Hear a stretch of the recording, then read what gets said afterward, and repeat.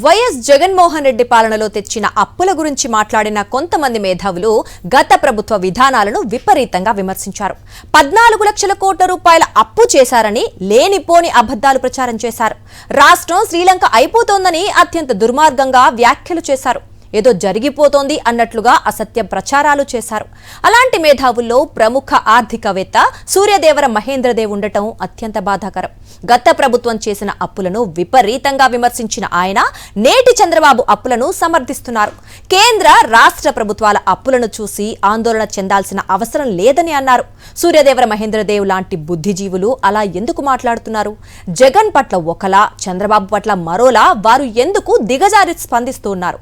ప్రముఖ journalist Kommineni Srinivasarao comment చూద్దాం.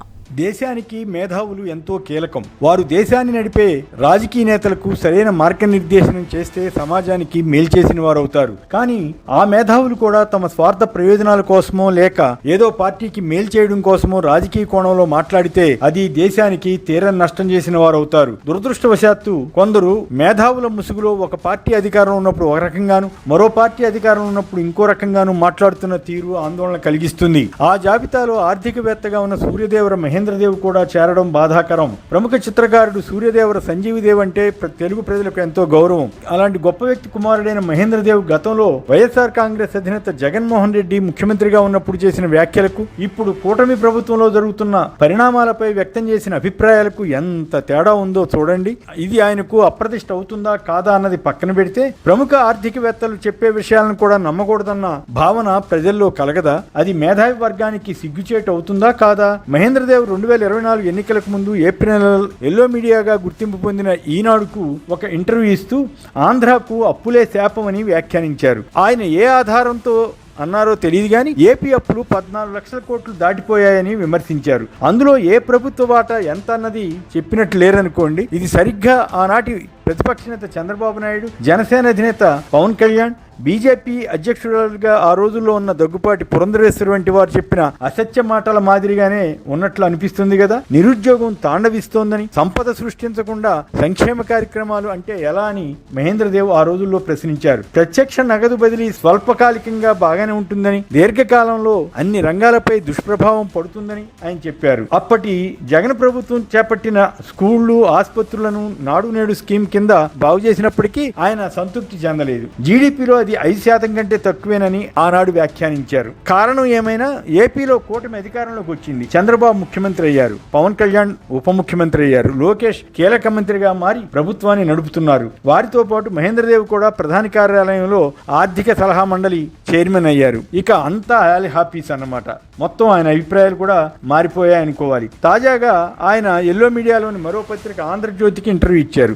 అందులో ఏమన్నారో తెలుసా? కేంద్ర రాష్ట్ర ప్రభుత్వాలు అప్పులు పెరిగిపోతున్నాయని ఆందోళన చెందడంలో అర్థం లేదట. మరి జగన్ టైంలో ఎందుకు ఆందోళన చెందింది చెప్పలా. అప్పులను కేవలం సంఖ్య రూపంలో కాకుండా జీడీపీతో పోల్చి చూడాలట. అంతేకాదు చంద్రబాబుకు సర్టిఫికేట్ కూడా ఇచ్చేశారు. అమరావతి నిర్మాణంలో బహుళ ప్రయోజనాలు ఉన్నాయని, చంద్రబాబు మిగిలిన ప్రాంతాలను విస్మరించడం లేదని కూడా చెప్పేశారు. ఇవన్నీ చదివితే ఏమర్థమవుతుంది? బహుశా చంద్రబాబు సిఫారసుతోనే కేంద్రంలో ఈయనకు పదవి వచ్చిందేమో అన్న అనుమానం జనానికి కలగదా? ఆయన నిజాయితీగా చెప్పదలిస్తే ఏమి వివరించాలి?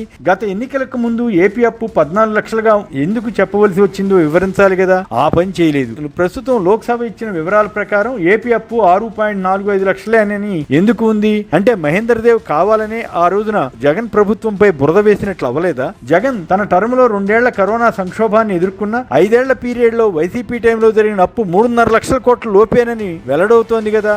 కానీ కూటమి వచ్చిన 2 ఏళ్లలోనే చంద్రబాబు సర్కార్ 3.60 లక్షల కోట్ల అప్పు ఎందుకు చేసిందో ప్రభుత్వం లేని వారు చెప్పలేకపోతున్నారు. కనీసం మహేంద్రదేవ్ అయినా చెప్పి ఉంటే బాగుండేది కదా. అమరావతి నిర్మాణంతో ప్రయోజనాలు ఉన్నాయట. ఎవరు రాజధానికి అవసరమైన నిర్మాణాలు చేయవద్దని చెప్పడం లేదు. అభివృద్ధి అన్నది సహజసిద్ధంగా ఉండాలి కానీ లక్షల కోట్ల వ్యయం చేసి రియల్ ఎస్టేట్ వెంచర్ మాదిరిగా చేయవద్దని కదా చాలా మంది సలహా ఇస్తున్నది. ఒకే ప్రాంతంలోనే ఇప్పటికే 50,000 కోట్లను అది కూడా అప్పు చేసి ఖర్చు చేస్తుంటే మిగిలిన ప్రాంతాల వారికి అది అసంతృప్తి కలిగించదా? జగన్ మావిగని ప్రతిపాదన చేస్తే దాని దాని గురించి మాట్లాడకుండా 3 రాజధానులంటూ ఇప్పుడు అవసరం లేని ప్రస్తావన మహేంద్రదేవ్ తేవడం వల్ల ఏం ప్రయోజనం కలుగుతుంది? జగన్ సంక్షేమ స్కీముల వల్ల ఉపయోగం లేదని అప్పట్లో చెప్పారు. మరి అంతకన్నా ఎక్కువ అమలు చేస్తామని, సంపద సృష్టిస్తామని చంద్రబాబు టీం ప్రచారం చేసిందే. ఈ 2 ఏళ్లలో సంపద సృష్టించలేదే.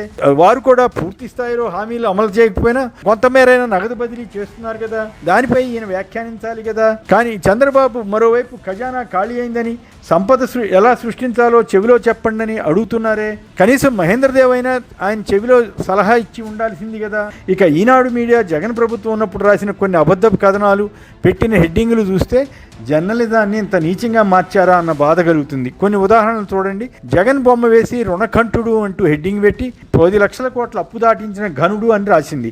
ఇక పురంధరేశ్వరి రాష్ట్ర అప్పులు 12.5 లక్షల కోట్లని ఆరోపించారు. మరోసారి కేంద్ర ఆర్థిక మంత్రి నిర్మలా సీతారామన్కు ఏపీ అప్పు 11 లక్షల కోట్లంటూ లేఖ రాశారు. పవన్ కళ్యాణ్ ఒక ట్వీట్ చేస్తూ అప్పులతో ఆంధ్ర పేరు మారుమోగిస్తున్నందుకు ముఖ్యమంత్రికి నా ప్రత్యేక శుభాకాంక్షలు అని వ్యాఖ్యానించారు. మరి అదే పవన్ కళ్యాణ్ ఇప్పుడు అప్పుల గురించి నోరు తెరిస్తే ఒట్టు. శ్రీలంక కంటే 4 రెట్ల అప్పుల ఏపీ అని ఆ రోజుల్లో పయ్యావుల కేశవ్ ఆరోపించారు. ప్రస్తుతం ఆయన ఆర్థిక మంత్రిగా ఉన్నారు. ఆ శ్రీలంక ఏమైందో, ఇప్పుడు తామెందుకు భారీ అప్పులు చేస్తున్నారో కేశవ్ చెప్పడం లేదు. శ్రీలంక పరిస్థితికి రాష్ట్రం కూతవేటు దూరం అని పవన్ కళ్యాణ్ మరో ట్వీట్ చేశారు. మేలుకోకుంటే మనకు శ్రీలంక గతే అని ఈనాడు గుండెలు బాదుకుంది. శ్రీలంకలో ఏపీ దివాలా తీసినట్లు సీఎం జగన్ ప్రకటిస్తారేమోనని చంద్రబాబు విమర్శించారు.